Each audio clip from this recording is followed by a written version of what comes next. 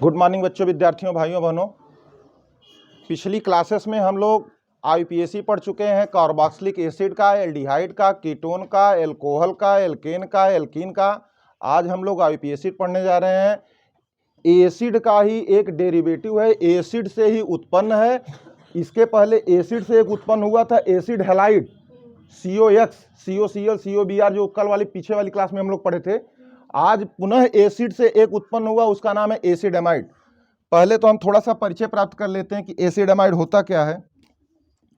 देखो, RC double bond OH से जब अमोनिया रिएक्शन करती है, अमोनिया बोले तो NH3।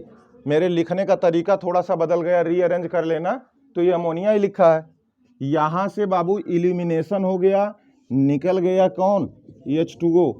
जो बचा वो है RCONH2। यानी कि ध्यान समझिए, पहले यह एसिड था, पहले क्या था, अम्ल था। किससे रिएक्शन किया, अमोनिया से। तो एक व्युत्पन्न उत्पन्न, एक नया उत्पन्न हो गया RCONH2। ये ऐसे कार्बनिक यौगिक जो CONH2 क्रियात्मक समूह रखते हैं, उन्हें कहते हैं एसिड एमाइड। तो पहला तो पॉइंट आप ही लिखिएगा, वे ऑर्गेनिक कंपाउंड जो CONH2 समूह रखते हैं एसिड एमाइड कहलाते हैं। एसिड एमाइड कहलाते हैं। Those organic compound which have CONH2 functional group are called acid amides.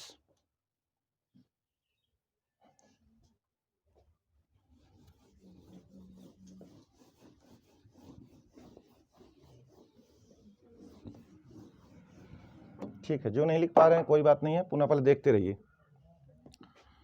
दूसरी बात, सेकेंडरी सफिक्स बोले तो द्वितीयक अनुलग्न के रूप में मैं लिखा चुका हूं। बताइए क्या लिखाए थे। द्वितीयक अनुलग्न में एसिड एमाइड को क्या बोला जाता है, एमाइड। क्या बोला जाता है, amide.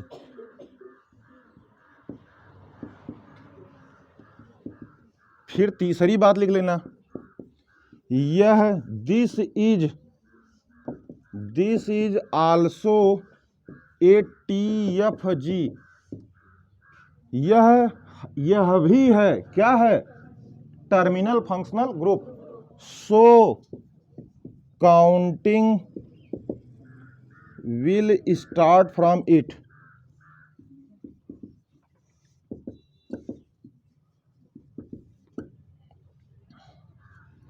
This is also a terminal functional group, so counting will be start from it. इसका मतलब नंबर कितना दिया जाएगा इसको, 1। इसको नंबर कितना दिया जाएगा, 1। ठीक,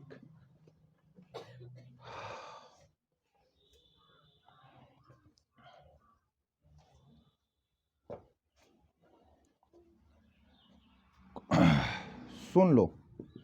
फॉर एग्जाम्पल, अब हम लोग अपने एग्जाम्पल पे आ जाते हैं। पहले देखिएगा, अब थोड़ा देखते इधर ही। CONH2 मैंने लिख दिया, इधर देखो बच्चों। फिर मैं दूसरा एग्जाम्पल देने जा रहा हूँ, ध्यान समझना।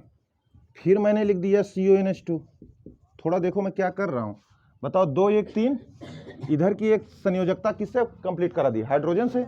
और यहाँ हाइड्रोजन से नहीं किया, कोई R ले लिए, तो R का मतलब सबसे छोटा R ले लिए। सबसे छोटा R भाई मेथिल समूह है। तो 2 एग्जाम्पल तो मेरे ऐसे बन गए। बताओ कैसे बनाया मैंने। CONH2 रखा, सिंगल बॉन्ड बचा था, एक बार हाइड्रोजन से सैचुरेट करा दिया। क्यों सैचुरेट कराया, क्योंकि इससे मुझे एक कार्बन का एसिड एमाइड मिल गया। एक कार्बन का एसिड एमाइड है। और बताओ, ध्यान समझिएगा, यह हटा करके अगर मैंने एथिल ग्रुप रख दिया, मेथिल ग्रुप रख दिया, तो मुझे कै कार्बन का एमाइड मिल गया। और अभी तो मैंने बोला, सुनो ध्यान से, गिनती में हाई CONH2 ग्रुप है, गिनती में पहला नंबर एक ही मिलेगा चाहिए, दूसरा इसको मिलेगा, इसको यह एक ही नंबर का है, इसमें एक ही कार्बन है तो 1 नंबर दे दिया। इसमें बताओ क्या हम 1 2 करते, नहीं, क्योंकि उसने कहा था कि जो CONH2 क्रियात्मक समूह है उसका जो कार्बन वह पहला कितना नंबर पाएगा, 1, काउंटिंग में फर्स्ट नंबर पाएगा। हो गया, पहली बात खत्म हो गई। बच्चों को नाम लिखना है, वो कहेंगे कि भैया यह 1 कार्बन का था तो मेथ हो गया, स्वभाव क्या है, एन है, फिर द्वितीयक अनुलग्न में क्या है, एमाइड है। AEIOU वाला जो नियम था उससे ये कैंसिल हो जाएगा। बात समझ में आ रहा है? तो हो गया मेथनामाइड। 1 एमाइड लिखने की जरूरत क्यों नहीं पड़ रही है, क्योंकि ये लोग TFG हैं, एक पे हाईबे करें तो हम एक लिखें या ना लिखें, लिख भी देंगे तो भी दिक्कत नहीं है। चलो और आ जाते हैं।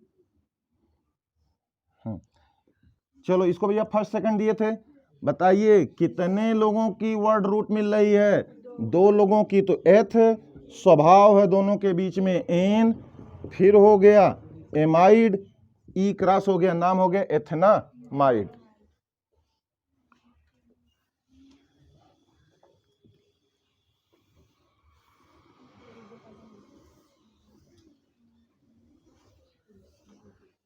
ओके, फिर सुनो, तो मैं एक जनरल बात बता दे रहा हूं, ये तो एक जनरल बात है जो बार बार लिख रहा हूं। जनरल सामान्य बात मैंने ये कह दिया कि यदि कोई एल्केन है, ध्यान समझिएगा, इसमें जोड़ रहा है फंक्शनल ग्रुप लग रहा है CONH2, तो CONH2 क्रियात्मक समूह जब लगता है तो द्वितीयक अनुलग्न ग्रुप में क्या करते हैं, एमाइड प्रयोग करते हैं, यही नहीं बोले। तो बताओ यहां से एमाइड इसमें तब जुड़ेगा जब यहां से क्या हो जाएगा, -E, और जब यहां से ये हो जाए तो पूरी स्पेलिंग उतार लो, हो गया एल्केनामाइड।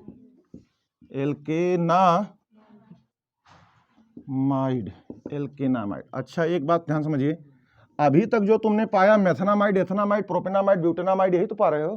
तो एल्केनामाइड, अरे भाई एल्केन धन ओइक बराबर एल्केनोइक, तो methanoic, ethanoic, propanoic, butanoic, pentanoic, ये तो तुम्हारा क्रम चल रहा है। इसके बाद पूर्वलग्न मिलना, तुम 2 मेथिल फलाना या 3 मेथिल या जो कुछ भी सब्स्टिट्यूएंट मिलना उस हिसाब से कर रहे हो। ये बात समझ में आया? तो तीसरा एग्जाम्पल,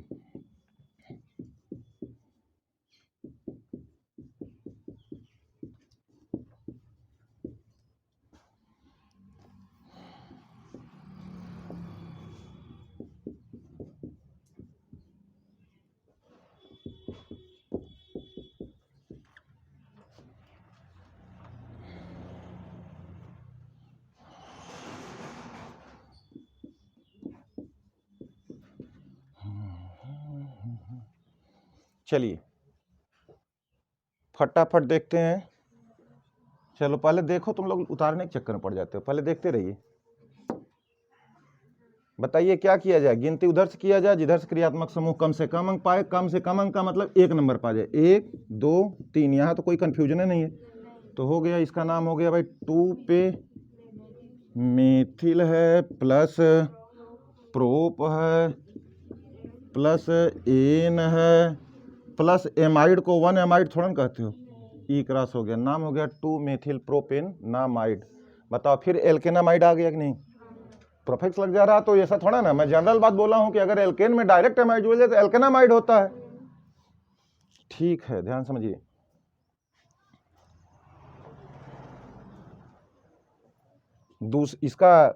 इसका भी एग्जाम्पल बहुत देखिए, ये भी इजी है।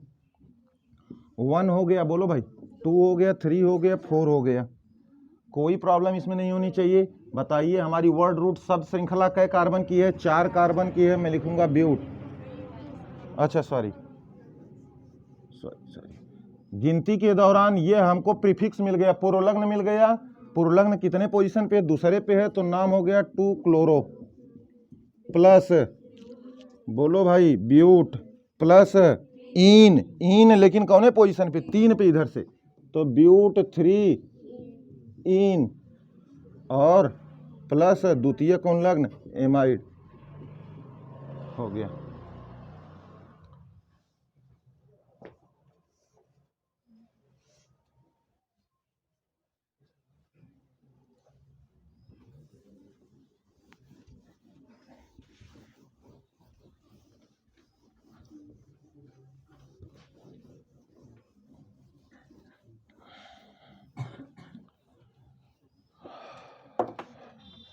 Next question, CH3 CH2 CH2 CON H2, इसका नाम लिखना है। बात नहीं भाई। CH3 CHCl CH2 CO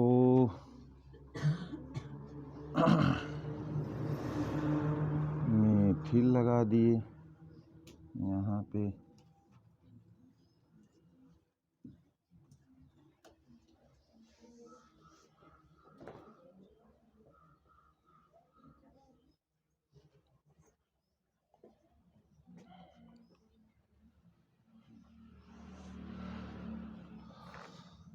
ठीक है, इसमें कहीं कोई दिक्कत नहीं है। थोड़ा सा कहाँ पे बताओ ना। हाँ अच्छा, ये वाले में, इसमें दो। अच्छा यार, ये हो गया CONH2, ये सॉरी CO तो मैं कहाँ गलत कर ही दिया हूँ, NH2 पे लगाया ही नहीं हूँ। CO ये रहना चाहिए था।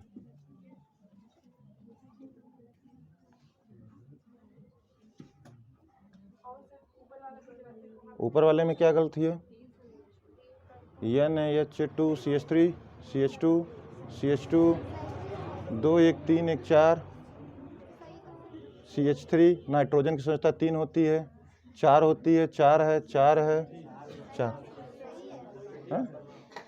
डरवा देते हो यार तुम लोग तो। हाँ हड़क जाइला कुछ देर के लिए, दिमाग में डाउन हो जाला। हाँ इतना तेज लोगन हो गया लोग। चला ठीक है, बहुत अच्छी बात है। और ये सब इसको क्या कहते हैं? ये गलती थोड़ा ना है, ये गलती थोड़ा ना कही जाती भाई, ये ह्यूमन एरर है। माइंड कहीं भी था और कहीं कुछ दूसरी बात सोच रहे थे, इधर उधर हो गया। देखिए इसमें क्या कर, तुम ऐसे देखो किसी चीज को कर सकते हो। कार्बन संयोजकता 4 होती है, नाइट्रोजन संयोजकता 3 होती है, और इसके पहले संयोजकता खूब बढ़िया से बताया किसकी संयोजकता कितनी होती है। जिसकी जितनी संयोजकता उसके चारों तरफ उतने ही बांड होने चाहिए। नाइट्रोजन संयोजकता कितना होले? 3 होले, तो 1 2 3। अच्छा थोड़ा ध्यान समझिएगा इसमें है क्या। ऐसे सवालों में कुछ रहता नहीं है भाई। देखिए यहां पे क्या किया है कि यहां रहना चाहिए था ये, अभी मामला पूरा खत्म हो जाता, वही रहता। तुम कहते 1 2 3 4 ब्यूटेनामाइड हो जाता है। इसका नाम क्या रहता? ब्यूटेनामाइड। तो इसने क्या किया कि जब नाइट्रोजन के 3 संयोजकता होती है, तो 3 संयोजकता में कौनो संयोजकता जिस संयोजकता को चाहे वो किसी दूसरे से रिप्लेस कर सकता है। इसने कहा कि मैं हाइड्रोजन के बजाय मेथिल ग्रुप यहां रख दे रहा हूं। उसको 2 चांस है, या हाइड्रोजन के रिप्लेस करके भी कुछ रख सकाला। अरे भाई CONH2, तो जब CONH2 है तो नाइट्रोजन से 2 लोग बांड जुड़ रहे हैं ना। हाइड्रोजन तो एक हाइड्रोजन के एक बार रिप्लेस कर ले, तो उस हाइड्रोजन को रिप्लेस करके क्या रख दिया? मेथिल। फिर दूसरे वाले सवाल में क्या किया? मेथिल रख दिया, और इसका नाम क्या है? फेनिल। बेंजीन, फीन से हाइड्रोजन निकला, C6H6 से हाइड्रोजन निकला तो C6H5 बनता है। फीन है तो इल जुड़ गया तो फेनिल। और नाम से थोड़ा देखना है, ये सब छोटी छोटी चीजें आप लोगों को कैलकुलस में पढ़ा दी गई हैं। आगे देखो, अब क्वेश्चन ऐसे आ जाते हैं तो क्या करते हैं बच्चे, जहां पे जवन लिखल है, जैसे देखो पहले ध्यान समझिए, गिनती कहां से करें? यहां से करें 1 2 3 4, यहां से करें, यहां से करें। यह भी तो कार्बन आ गए यहां पर। तो सुनो भाई, यह कार्बन इस कार्बन से क्या डायरेक्ट जुड़ा है क्या? बीच में कौन आ गया है? जब बीच में नाइट्रोजन आ गया तो सब श्रृंखला टूट गई। श्रृंखला क्या होनी चाहिए? लगातार होनी चाहिए। मैंने लिखाया है कि कंटिन्यूअस लॉन्ग चेन होनी चाहिए, लगातार। उसमें कोई ऐसा ना ब्रेक हो जाए, बीच में ब्रेक हो जाएगा तो समस्या हो जाएगी। तो एक तो गिना ही गिना है, तो जे के ना गिने के बच्चा, जे एन के ऊपर है तेही का नाम बन जाला पूर्वलग्न। तो बताओ पोजीशन का नाम है एन। पोजीशन का नाम क्या लिखा जाता है? एन। एन पे है कौन? मेथिल। काम खत्म। N methyl. अरे समझ में आया? देखिए छोटी सी बात है, अभी तक कुछ नहीं लिखते थे जब H2 था। अगर क्या हो गया तो वो पूर्वलग्न की तरह व्यवहार करेगा, उसके नाम के आगे पोजीशन लिखी जाएगी। जैसे यहाँ पोजीशन 1 2 थोड़ा ना है, पोजीशन तो एक है से है। हेकर कौन पोजीशन है? इस पोजीशन का नाम ही एन पोजीशन। क्या नाम है? N position. तो एन मेथिल। अब बताओ तुम्हारी शब्द श्रृंखला वर्ड रूट कितने की है भैया? 4 कार्बन की है। ब्यूट प्राइमरी सफिक्स क्या है भैया? एन। फिर बताओ N1 एमाइड या ए माइड, ई क्रॉस हो गया, नाम हो गया एन मेथिल ब्यूटेना। ब्यूटेनामाइड। चलिए उतारिए।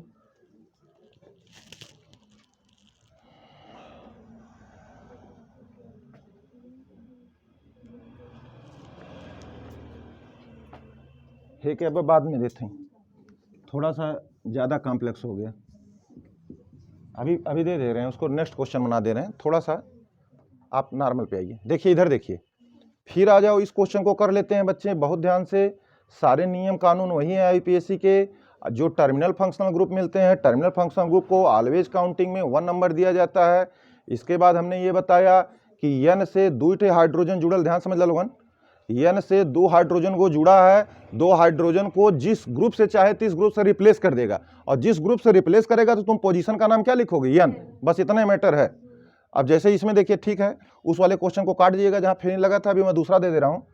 इसमें अगर ऐसा रहता तो बताओ क्या इसको गिनते, कभी नहीं गिनते, क्योंकि ऐसे का कौन संबंध है नहीं, बीच में कौन है, नाइट्रोजन है। तो श्रृंखला में पहला कार्बन ये है, दूसरा ये है, तीसरा ये है, चौथा ये है, बताओ कौन बच गया।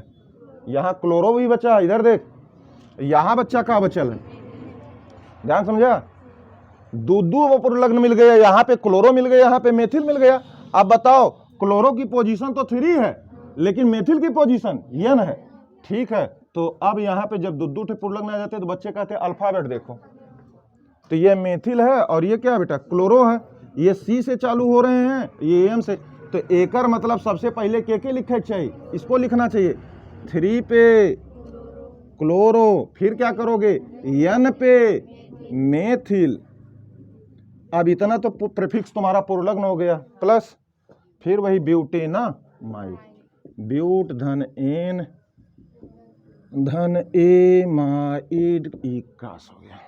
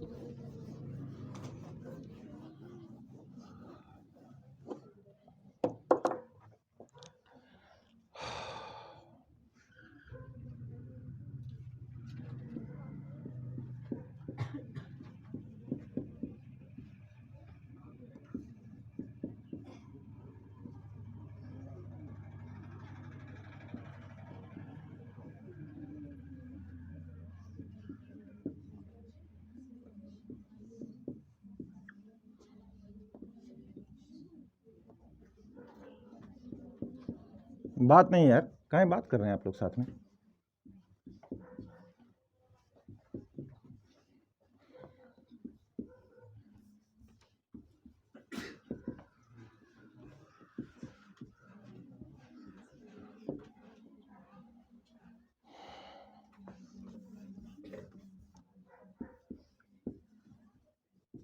बहुत ही सिंपल सवाल है, बस मैटर ये है कि आप कंसंट्रेट होकर दिमाग से समझिए, बार बार कह रहा हूँ, यहाँ समझ लीजिए, एक बार घर जा कर के खूब बढ़िया से मन लगा के पढ़ लिया करिए, इसके बाद अपने बातें अपने आप दिमाग में संतृप्त होती रहती हैं। चलो इसको पढ़ते हैं। चलो भैया, पहले गिनती करना सीखो। गिनती कहाँ शुरू किया जाए, यहाँ से किया जाए, 1 2 3 4 5, जो जो बच गया है, ये बच गया भैया, ये बच गया, ये बच गया, बोलो यही ना बचे, लो बस बातें खत्म है। देखिए बस ये ध्यान बस रखा है कि कोई भी लड़का हो, कितना भी अपने को ये समझ रहा है कि मैं बहुत नहीं समझ रहा हूँ, समझिए, एकदम ध्यान समझिए। 2 हाइड्रोजन है, दोनों हाइड्रोजन के हटा के जेके में तेके रख देनी, और जिसको मैं इसको रखा है वो तो प्रतिस्थापक हो गया, और जब प्रतिस्थापक हो गया, 2 3 प्रतिस्थापक होते तो नियम लग जाता अल्फाबेट वाला, तब नियम किसका लग जाता, अल्फाबेट वाला लग जाता, फिर हो गया। अब जब इतने प्रतिस्थापक मिल गए तो बच्चों का काम है कि थोड़ा स्पेलिंग भी देख ले, इसकी स्पेलिंग बी से चालू है, ये कौन था, फेनिल समूह था, पी से, ये कौन समूह था भैया, मेथिल था। तो बताओ कौन पहले आएगा, पहले बी आएगा, तो हम लिखेंगे, नाम लिखेंगे 4 पे ब्रोमो, फिर क्या लिखोगे, के पहले वाला यम आता है तो लिखोगे एन पे मेथिल, फिर लिखोगे एन पे फेनिल प्लस, अरे भैया हेर देख, ये इतना ले का मिलल, इतने ले क्या मिले सब, इतने लंबे, इतने सब प्रीफिक्स मिले, तो आपको क्या लगता है यूपी बोर्ड इतना बड़ा प्रीफिक्स देगा क्या तुम लोगों को? ये बकैती करते हो बड़का बड़का सवाल हल करके, हम खुद है बड़का बड़का हल कराते हैं, समझ ला कुलीन? हाँ, ज़्यादा ओवर एडवांस मत बनो, करें गड़बड़ा जीवा कुलीन। चलो हम ऐसे ही गड़बड़ाए थे जैसे तुम लोग गड़बड़ा रहे हो, इसीलिए आप लोग सचेत कर दे, ज़्यादा एडवांस मत बनो। आप अगर अपनी सीढ़ी छोड़ेंगे तो इसका मतलब आपकी सीढ़ी कमज़ोर है, ठीक है ना? ऐसी बात नहीं है, मैं इतना यहाँ दावे के साथ कह सकता हूँ, कुछ बच्चे ऐसे हैं जो बीएससी फर्स्ट ईयर वालों को कुछ ना कुछ बता सकते हैं, लेकिन यह तुम्हारा दायित्व तो नहीं कि तुम बीएससी फर्स्ट ईयर पढ़ने लग जाओ, ये काम है क्या? अभी जब आपका सिस्टम आएगा तब आप पढ़ेंगे उस टाइम पे, और जब आप तभी बेहतर पढ़ पाएंगे जब यहाँ नीचे रूट एकदम आपका बेहतर मजबूत रहे, ताकि कोई भी टीचर यदि आपको बात बता रहा तो आपको पुराने रूल रेगुलेशन से उसको क्रॉस करने का या उसको सजेस्ट करने का आपके पास चांस रहे। चलिए ठीक है, देखिए इतना को तो पूर्व लग्न मिल गई ने, फिर वही पुरानी बात, पेंट लगा दो, एन लगा दो, एमाइड, पेंटेनामाइड हो गया, ई यहाँ से क्रॉस हो गया। 9वां सवाल अपने से बताइए फटाफट, ठीक है? पहले कर लीजिए, जल्दी नहीं, जल्दबाजी ही तो सबसे बड़ा खतरा है।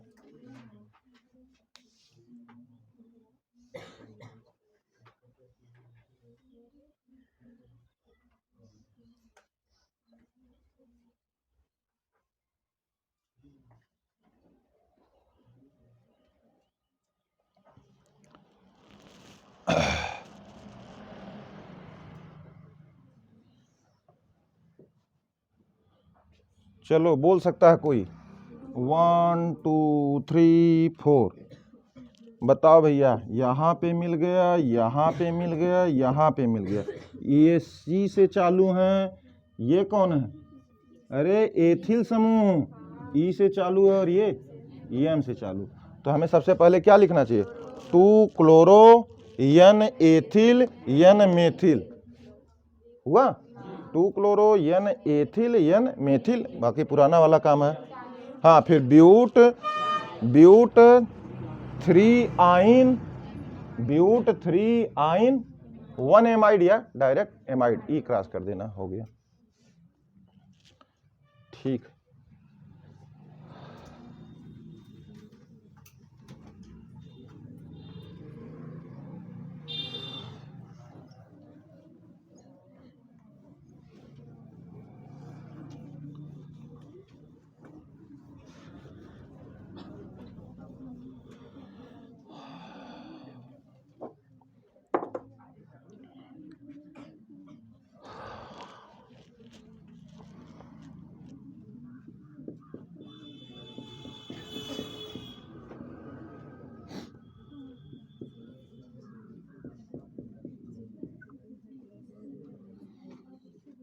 बात मत करो भाई।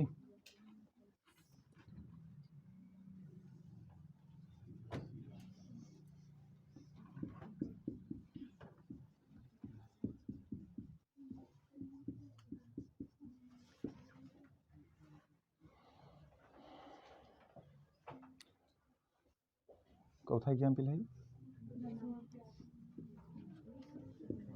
चलिए ठीक है, इसको कर सकते हो, इसमें तो कुछ नहीं दिक्कत है भाई। 1 पे 2 पे आपने कह दिया एथ है, एन है, 1 पे 2 पे डाई एमाइड है, कोई दिक्कत इसमें? एथेन 1 2 डाई एमाइड, ठीक है। आप सुनो, ये कौन सा केस है भैया? कुछ केस नहीं है सर, इसको बार बार हम लोग स्पेशल केस के रूप में पढ़ ले रहे हैं, और इसमें हमको एक जानकारी मिल जा रही है। यहाँ सवाल आ रहा है तो क्या मिल जा रही है? एक जानकारी। और जानकारी क्या आपको मालूम है कि किसको कार्बाल्डिहाइड कहते थे? CHO आता था, COH आता था, COCl आता था, COCl आता था, तो भुला गए हैं। चलिए ठीक है, CONH2 जा कापी पलट के देख लेना क्या लिखा था, CONH2। सुनो इधर देखिए भैया, 1 कार्बन 2 कार्बन 3 कार्बन, इधर देखो, मैं बार बार वही बात कहूँ, 1 carbon 2 carbon 3 carbon 4 carbon 5 carbon, हर लेक्चर में इसको एक्सप्लेन किया गया, ये छूट गया। फिर किसी ने कहा कि 1 2 3 केवल 3 ही गिना, और तीनों को कह दिया गया कि प्रोपेन 1 2 3 ट्राई एमाइड, तब भी गलत हो गया, क्योंकि एमाइड कहने का मतलब कार्बन को गिनना था। तो आईपीएससी जो संस्था, उसने कहा कि यदि, फिर से वही पुरानी बात है, कि यदि कोई स्ट्रेट चेन से सिमेट्रिकल रूप से डायरेक्ट जुड़ा हो या कोई रिंग हो उससे डायरेक्ट जुड़ा हो, यदि कोई रिंग हो, जैसे अभी पिछले कई बार क्वेश्चन करवाए हैं कि रिंग से डायरेक्ट जुड़ा हो, कौन जुड़ा हो? ऐसा क्रियात्मक समूह जो खुद कार्बन कंटेनिंग है और गिनती में नंबर 1 आता है, ऐसे लोगों के लिए स्पेशल खेद है। तो इसने कहा कि जिनको नहीं गिना जाता है, जब इन तीनों को नहीं गिनोगे तो लिखोगे कार्बोक्सामाइड, कार्बोक्सामाइड। बस ये है, ये भैया ये खास चीज है कि अगर गिनती में नहीं गिना इनको तो इनको कार्बोक्सामाइड कहोगे। मैं केस नहीं लिखा रहा हूं क्योंकि बार बार लिखा चुके हैं नोट्स में। क्या लिखाए हैं कि यदि ऐसी कंडीशन आती है, कैसी कंडीशन, कि कई लोग दिए हों और कुछ लोग बच जा रहे हैं, कई लोग दिए और कुछ लोग, तो वह गिनती गलत होती है, बचाना नहीं। फिर कई लोग दिए और ऊपर वाला गिन करके उसका द्वितीयक अनुलग्न के रूप में जैसे सब में प्रयोग करते हो, उसको भी करते हो, तब भी क्या हो जाता है? गलत हो जाता है, क्योंकि द्वितीयक अनुलग्न में जेके बोलल जाला, जिसको बोला जाता है बच्चे उसको गिना भी जाता है। और जब स्पेशल केस क्या है इसमें, स्पेशल बात यह साहब हम गिनबो नहीं करेंगे, इसको मैं डायरेक्ट गिनूंगा, इन तीनों को नहीं गिनूंगा, तीनों को छोड़ दूंगा, तो तीनों कैसे प्रयोग होने लगे हैं? द्वितीयक अनुलग्न के रूप में। और CONH2 न गिनल जाए, रिंग से डायरेक्ट जुड़ा हो, तो इसको कहा जाता है कार्बोक्सामाइड। तो बातें खत्म हो गई, बच्चे नाम जान गए। क्या है इसका बोलो? ऊपर वाले को गिन लो, कहोगे कि 3 ठे कार्बन थे, एन था और कार्बोक्सामाइड, अरे सॉरी 1 2 3 ट्राई कार्बोक्सामाइड। चलिए हो गया।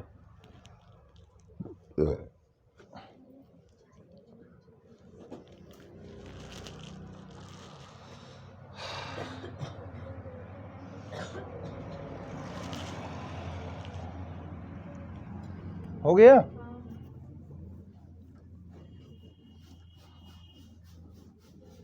यदि n बराबर 3 है तो m के संभव मान कितने होंगे?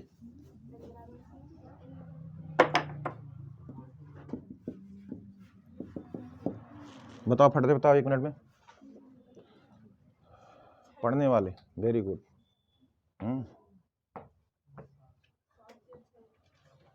स्नेहा, यह नाम तो है, छठ होला, कट होता, बताओ सभी लोग, बताओ सभी लोग पढ़े हैं? कैसे 9 थे? 7 कैसे 7 थे? यम दिया हो तो n स्क्वायर होता है, 3 तरीक का 9 होगा, ठीक है ना? डायरेक्ट सूत्र लिखाए थे, निकाल भी लेना, निकाल लेना, चाहे उस तरह से निकालो जैसे हम बताए थे, चाहे डायरेक्ट सूत्र से। और ऐसे जब छोटे सवाल आ जाएंगे, समझो तब बड़का बड़का सवाल लगा क्या करवा कुल ना, छोट छोट सवाल। और सुनिए, जो मेडिकल या इंजीनियरिंग की परीक्षा होती है बच्चों, उसमें सब प्रकार के क्वेश्चन दिए रहते हैं। ऐसे प्रकार के क्वेश्चन दिए रहेंगे कि IIT के प्रोफेसर जब हल करते हैं तो कहते हैं कि हाँ यार ये सवाल बहुत VIP है, ये 3-4 सवाल लड़के कोई नहीं हल किया होगा ऑल ओवर इंडिया। देखिए बात समझिए ये सब, और ये हर चीज एग्जाम में होता है। जो IAS का पेपर जो होता है, जो IAS टॉप करता है, क्या सारे सवाल लगा देता है क्या? नहीं भाई, IAS टॉपर की जो परसेंटाइल रहती है वो मुश्किल से 60% के डाउन रहेला। यानी आप IAS की जो सारी मुख्य परीक्षाएं होती हैं, यदि उसमें 60% नंबर पा गए, 60%, तो तुम ऑल इंडिया रैंक फर्स्ट आ जाती है। इसका मतलब 40% तो क्वेश्चन ऐसे ही नहीं आ रहे हैं। तो भैया वो तो रिसर्च के विषय है, उस पर कहाँ इतना जाते हो, कोई क्वेश्चन ऐसे नहीं आते हैं। तो एक लेवल बना के दिया जाता है, कुछ ऐसे क्वेश्चन दिया जाता है जिसको देखते ही बच्चे, जैसे ये सिमेट्री वाला केस है ना, अब जो लड़के एकदम गंभीर होकर रट रहे हैं, जो इसको समझ रहे हैं, वो तुरंत क्वेश्चन को देखकर करेंगे। अच्छा एक बात ये समझिए, अगर मान लीजिए इस क्वेश्चन को मैं इतना फोकस कर रहा हूं, अगर ये लेट एग्जाम में आ गया, तुम लोग सही कर लोगे, और नहीं फोकस किए होते तो आप क्या करते? आप दिमाग लगाते। तुम क्या करते तब उस समय? और दिमाग में 4 ऑप्शन तुम्हारे जो दिमाग तुम लगा रहे हो वो ऑप्शन में दिए रहते कि नहीं? बताइए, बस आप तुरंत गलती कर देते, हो जाता है काम। तो भाई देखिए, मैटर ये है कि रिवीजन जो है वह आपको इतना परफेक्ट बनाता है, इतना परफेक्ट बनाता है, वो लगता भले है ऐसा है कि हमें वह चीज़ें भूल गई जो हम पढ़े थे, लेकिन जब मेन मौके की बात आती है तो दिमाग अपना काम कर देता है। यदि आप बार बार पढ़े हो तब, और एक बार पढ़े हो तब तो ऊपरी सतह से तुम कन्फ्यूजन में और ज़्यादा आ जाओगे। इसीलिए कहा गया है more study more confusion, no study no. तो उन्होंने की दूसर की लाइन पालन करे चाहिए, नो स्टडी नो कन्फ्यूजन है। चला लोगन आगे देखा।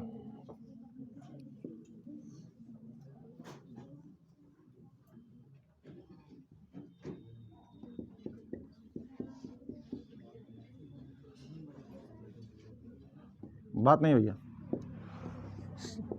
सवालों के जो रूप है उनसे बच्चे परिचित हो गए। हम लोग एक ट्रेंड में बढ़ते हैं, थोड़े से का नाम है सरल सवालों से धीरे धीरे जटिल सवालों की ओर बढ़ते जाते हैं।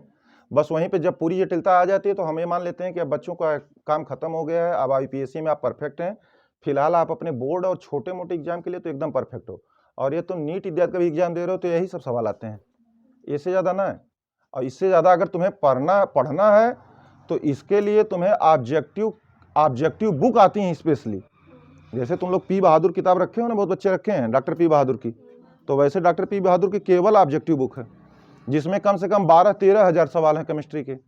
आप जाइए लगाइए उसको, और जब वही लोग लगाते हैं तभी तो आप तैयारी करते हैं। लेकिन इंटर के बच्चे नहीं लगाते। ध्यान समझ लो यार, ये सब तुम नहीं कर रहे हो, अलग कर रहे हैं। आजमगढ़ में बहुत से ऐसे बच्चे हैं जो चिल्ड्रन में पढ़ रहे होंगे, GD ग्लोबल में पढ़ रहे हैं, वो बढ़िया बढ़िया आजमगढ़ पब्लिक स्कूल है, और भी जो अच्छे VIP स्कूल हैं जहाँ पे फीसें ज़्यादा लगती हैं उसी को हम VIP कहते हैं। आजकल तो सीधा सा मैटर है कि जहाँ 50,000 रुपये एडमिशन फीस है, 10,000 रुपये महीना का फीस है, तो उन्हें स्कूल एक हम VIP कह दे, ठीक है, उसका अंदर जो भी सिस्टम चल रहा हो। लेकिन यह बात पक्की है कि जो VIP स्कूल में VIP घरों के लड़के पढ़ने आते हैं उनके माता पिता हाईली एजुकेटेड हैं, समझ रहे हैं ना, बहुत हाईली एजुकेटेड हैं। उनकी बात छोड़, उनके पूरे पेरेंट्स, उनका पूरा घर खानदान हाईली एजुकेटेड है। तो वे बच्चे डायरेक्शन सिर्फ अपने का नाम अपने शिक्षक से ही नहीं पाते हैं, वे अपने माता पिता से भी बहुत ज़्यादा का नाम डायरेक्शन पा जाते हैं। और जब वे डायरेक्शन पा जाते हैं तो मैं अभी जो बताया हूँ कि तुम तो डॉक्टर पी बहादुर पढ़ रहे हो, यहीं आजमगढ़ में बहुत से ऐसे बच्चे होंगे जो ये सारी चीज़ें पढ़ करके IPSC के कम से कम कुछ नहीं तो 700, 500, 300, 350 सवाल लगा लेंगे।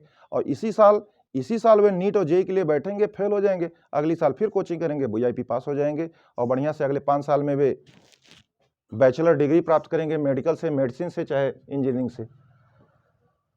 ठीक है ना, पढ़ाई ऐसा नहीं है। देखिए सब कुछ यही हो रहा है चिल्ड्रन में, और ये कोई बहुत आम बात है। कोई ऐसा गांव नहीं बचा है जहाँ के 4-6 लड़के बस में बैठ करके बताइए आजमगढ़ नहीं जा रहे हैं, है कि नहीं बताओ। यहीं पे एक अभी स्कूल खुला है जयपुरिया वाला, काफ़ी महंगा स्कूल है, बहुत महंगा स्कूल है।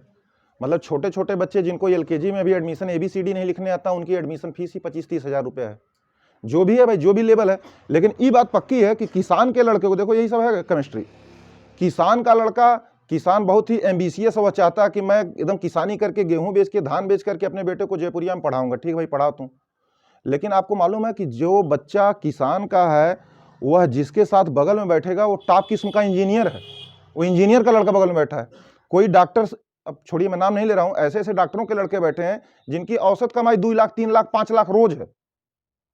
अरे बात समझ रहे हैं नहीं? तो बच्चे को आप डिस्टर्ब कर रहे हैं। बच्चों को पढ़ाया नहीं जा रहा है, उसके अंदर एक ऐसे साइड इफेक्ट डाले जा रहे हैं ऐसे कि वह बच गया तब तो ठीक है, अगर नहीं बच पाया तो एकदम बर्बाद हो जाएगा। तो एजुकेशन का क्वालिटी से और पैसे से कोई खास संबंध नहीं है, और एजुकेशन क्वालिटी और पैसे का बहुत संबंध रहता है। तो खान आंसर कहाँ से उत्पन्न हुए? इसी से हुए हैं ना। 150 रुपया फीस लेते हैं, कम से कम 10,000 लड़कों को पढ़ाते हैं। आज वो चाहेंगे क्या नाम, हम 10,000 फीस लेंगे तो क्या नहीं लड़के आएंगे? क्या आएंगे? एकदम 100% आएंगे, क्योंकि उनका काम हो चुका है। तो भाई देखिए, यही सीधी सी बात है। आप इस चीज, तुम लोग भी इस भ्रम में मत रहो, इस भ्रम में मत रहिए कि क्या नाम है, जो बहुत बढ़िया एकदम पहना है, ओढ़ा है। तुम फिजिकल प्रॉपर्टी देख के अगर केमिकल प्रॉपर्टी का अनुमान लगा रहे हो तो तुम गधे हो, तो पढ़े ही नहीं। केमिकल प्रॉपर्टी दूसरी होती होगी ना। तो ये सब बातें दिमाग में रखिए।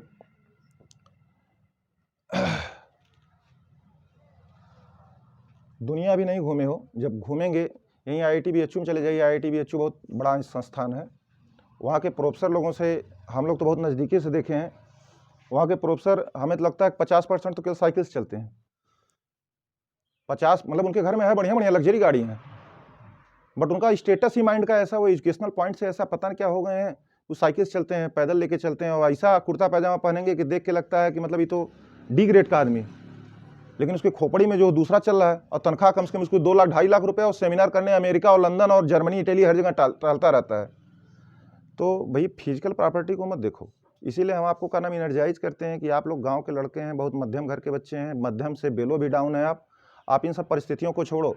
इसीलिए संस्कृत में एक श्लोक भी कहा गया है बच्चों के लिए, काक चेष्टा बको ध्यानम स्वान निद्रा तथैव च अल्पाहारी गृह त्यागी विद्यार्थी पंचलक्षणम। यदि आपको विद्यार्थी का जीवन सच में प्राप्त करना है तो भारतीय संस्कृत कही है कि कौवे जैसी चेष्टा होनी चाहिए। जैसे एक कौवा का नाम एक रोटी को पाने के लिए 10 बार चेष्टा करेगा, भले आप उसको पत्थर मारिए, लेकिन किसी एंगल से आके फिर रोटी पाने का प्रयास करेगा। कौवे काक चेष्टा, बकुले जैसा ध्यान मछली जब वो पकड़ता है तो उसका ध्यान एकदम मछली के ऊपर कंसंट्रेट रहता है। कुत्ते जैसे निद्रा का मतलब ये नहीं है कि तुम दिन भर सोओगे ही नहीं या रात में भी नहीं सोओगे, खूब डीप स्लीप लोगे, लेकिन जब तुम्हारा टाइम होता है जो तुम्हारा टाइम टेबल पे फिक्स किए हो उस समय तुम्हारी आंखें उड़ जानी चाहिए, आलस से खत्म होना चाहिए। गृह त्याग का मतलब ही ना घरे छोड़ के का नाम इलाहाबाद पढ़ब या दिल्ली पढ़ब तब हमारी पढ़ाई हुई, नहीं। गृह त्याग का मतलब ये है कि तुम्हारे घरे में मम्मी और चाची के बीच में का नाम है खूब ढूसम ढूसा भयल है, वैसे हम परेशान हैं, तो ऐसे ई कुल गलत बात है। आपके पापा और चाचा में क्या हो रहा है, तुम्हारे घरे से बगल वाले पटदार में मार होगी, लिए ये गृह त्याग है। क्या तुम इस समय कुछ कर सकते हो? क्या आप कुछ नहीं कर सकते। और बल्कि अगर तुम लाठी उठा के मार करने गए अपने घर की ओर से तो तुम्हारे ऊपर FIR हो जाएगी। क्या हो जाएगी भैया? और FIR में तुम फंस गए, बिहान लाख टैलेंसी दिखाओगे, तुम्हारे किसी नौकरी के योग्य नहीं रहोगे। बात समझ रहे हैं ना? ऐसे बहुत लोग दुनिया में बर्बाद हो गए जो अच्छे पढ़ने में थे, उनको उन्हीं के घर खानदान वाले का नाम ऐसा फंसा दिए कि वो लाठी उठा लिए, मार दिए, किसी का सिर फूट गया, खून निकल गए, FIR लिखा गई। बाद में वो लड़के का नाम अच्छे एग्जामों में क्वालिफाई किए, लेकिन करेक्टर सर्टिफिकेट थे ही नहीं ताने से मामला गड़बड़ा गया। तो कहने का मतलब गृह त्याग का मतलब ये है कि आप अपने घर की समस्याओं से इस समय रूबरू होकर कर ही क्या पाओगे? न तुम पैसा कमाते हो, न कमाने के अभी योग्य बने हो, ना आपके पास इतने बाहुबली ही हैं कि आपका नाम 10 20 50 लोगों की फौज रखते हो, किसी को डरवा धमका सकते हैं। तो गृह त्याग का मतलब यही होता है विद्यार्थियों कि मन में जो कुछ भी मतलब चल रहा है अगल बगल, उससे थोड़ा सा आप उदासीन बनिए, क्योंकि 4-6 साल की उदासीनता के बाद हो सकता है फिर तुम्हारे पास पावर है, कोई तुमसे टकराए ही ना। ठीक है ना? तो ठीक है ना, अपने इन लक्षणों को ध्यान रखिए।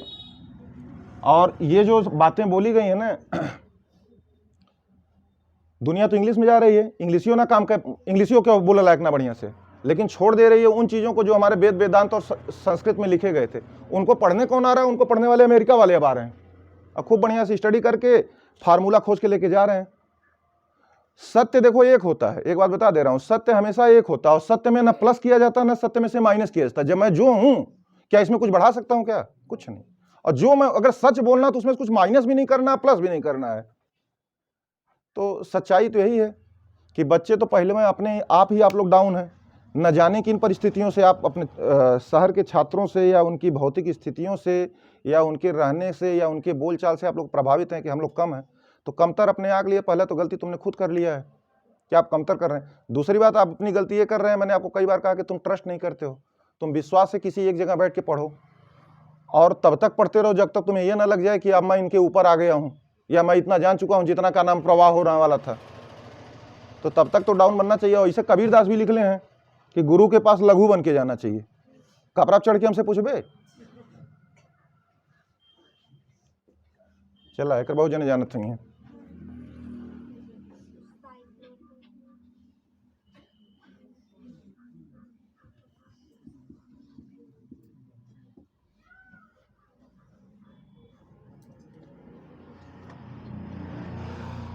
चलो नाम लिखना है इसका। पहले का तो बहुत सिंपल है, दूसरे में भी कुछ नहीं है। बस कहना मैंने ही कहा था कि अगर ऐसी बातें आ जाएं, लगे कुछ थोड़ी सी कठिनाई दिख रही तो इसको बंद कर लो। इसको क्या कर लो? इसको बंद कर लो, सिर्फ नीचे वाला लिख लो और उसमें क्या कर लो? आइल जोड़ लो, क्योंकि ये क्या बन जा रहा है? एल्किल समूह बन जा रहा है। चलिए तो ठीक है, पहले वाले कर लेते हैं भाइयों। 1 है, 2 है, 3 है, 4 है। बताओ ये बच गया है, ये बच गया। वो दूसरे नंबर पे था, कौन था? साइक्लोप्रोपिल था। क्या भाई? 2 साइक्लोप्रोपिल, फिर ब्यूटेनामाइड।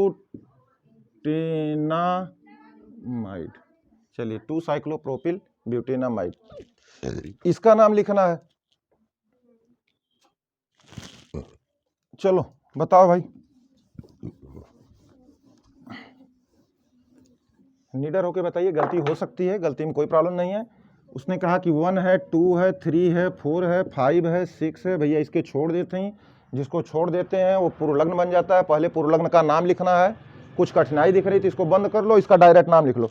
फिर मैंने एक बात बताया था, क्या बताया था कि पहले ये बताओ कि पहले जे जतुआ अब जुड़ल है, जुड़ल कौन नंबर पे है, 4 पे, इसके बाद कोष्ठक बंद कर लो, कोष्ठक बंद कर लो। अच्छा इसके बाद सुनो, ये 4 है, 4 वाला जौने का, यहाँ पे देखो कै कार्बन है, 5 है, 1 2 3 4 और 5। पहले जवन मेन स्ट्रेट चेन से जुड़ा रहता है वो चौथे नंबर पे जुड़ा है हाई वाला कार्बन, तो उसको तो सदैव क्या दोगे, 1। इसको सदैव 1 दिया जाता है, इसको मत 1। जैसे यहाँ पे लगता है कि अरे सर आपने कहा था जहां से बॉन्डिंग शुरू होती वहां से, अरे वो तो तब कहे था जब इस तरह से चालू करता। मैं अगर इस तरह से कह देता तब आप कहते कि सर यहाँ 1 2 यहां से कर दिए, चाहे 1 2 यहां से करिए। लेकिन जब यह किसी से जुड़ा है तो नंबर पहला कह के दे ले जहां से वह जुड़ा है। तो बता, 1 नंबर इसको हो गया, बताओ क्या करूं, 2 3 4 5 करें, इसको करें 2 करें, 3 करें, 4 करें, 5 करें। नाम लिख लो भैया। 4 पे साइक्लो पेंट, पेंट कितने पाया है, 2 इन, और यही में आइल तो हाई क्रॉस। बोलो भाई इतना हो गया ना, 4 साइक्लो पेंट 2 इन आइल, इनाइल प्लस, अब क्या, अब तो प्रॉब्लम खत्म हो गई है। कितने कार्बन थे भैया, 6 थे, हेक्स एन एमाइड।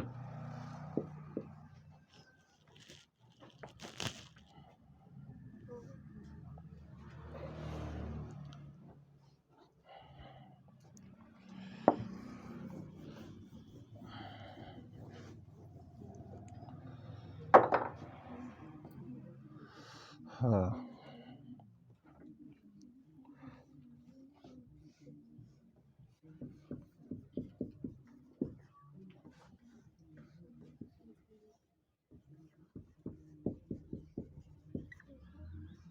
क्वेश्चन लिखते जाइए।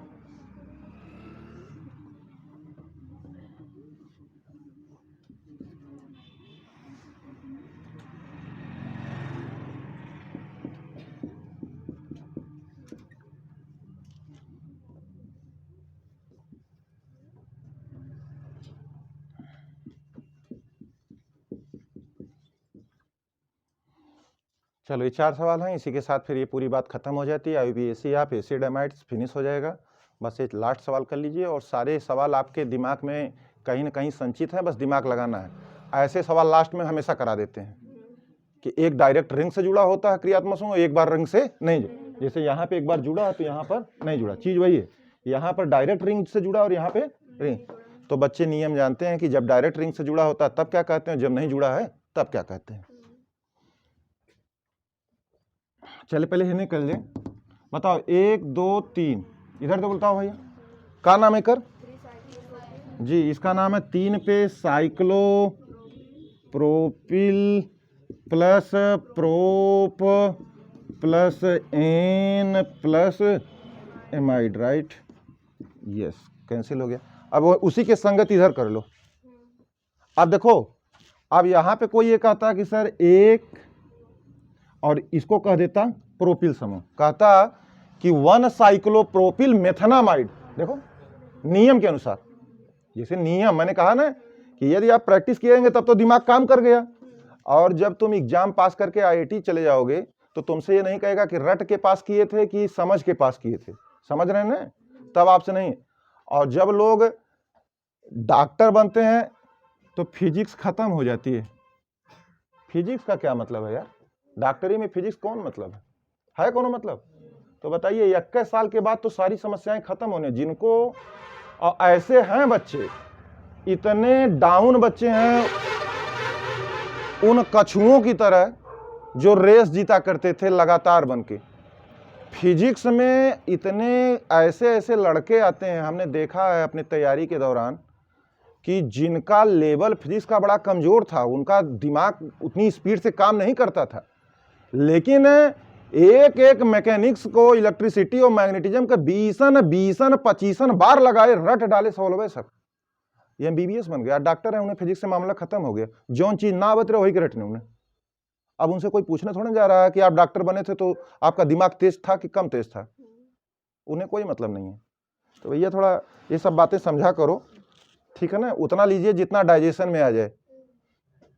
इसका नाम क्या होगा, इसका नाम में पुराने यदि रिंग से डायरेक्ट कोई CONH2 जुड़ा हो तो उसको कहते हैं कार्बोक्सामाइड, और इसको बना देते हैं 1 2 3। ये हो गया, पहले इसको लिख दो, ये हो गया साइक्लोप्रोपेन। क्या लिखा गया, साइक्लोप्रोपेन। अब बता आगे बाबू क्या जोड़ देंगे, कार्बोक्सामाइड, ठीक, साइक्लोप्रोपेन कार्बोक्सामाइड। इसमें बोल दो, इसका भी नाम बच्चे जानते हैं कि सर रिंग से अगर डायरेक्ट अटैच रहता तो हम कुछ दूसरा नियम लगाते, जब रिंग से डायरेक्ट अटैचमेंट नहीं है तो हमारा वही पुराना नियम जिस तरह हम चलते हैं। नाम नहीं लिखूंगा, सब लोगों को मालूम है, 3 साइक्लोब्यूटिल, क्या लिखा है, ये लिखा है बच्चा 3 साइक्लोब्यूटिल प्रोपेनामाइड, प्रोपेनामाइड। तो इसका भी लिख लो। अब इसमें आप कहेंगे कि डायरेक्ट रिंग से जुड़ा है तो हमें इसका गिनती ही नहीं करना है, जब गिनती नहीं करना है तो एमाइड के बातें नहीं करना है, तो डायरेक्ट इसको बोल दो। तो ये क्या हो गया, साइक्लोब्यूटेन। ये कौन हो गया, साइक्लोब्यूटेन, और ये है कार्बोक्सामाइड। ठीक है बच्चों, इसी के साथ IUPAC एसिड एमाइड का खत्म हुआ। खूब ध्यान से पढ़िए, मन लगा के पढ़िए, आपके पास समय कम है, गंभीर हो जाइए और पढ़िए, वे बच्चे जो बोर्ड के बच्चे हैं। ठीक है, धन्यवाद, जय हिंद।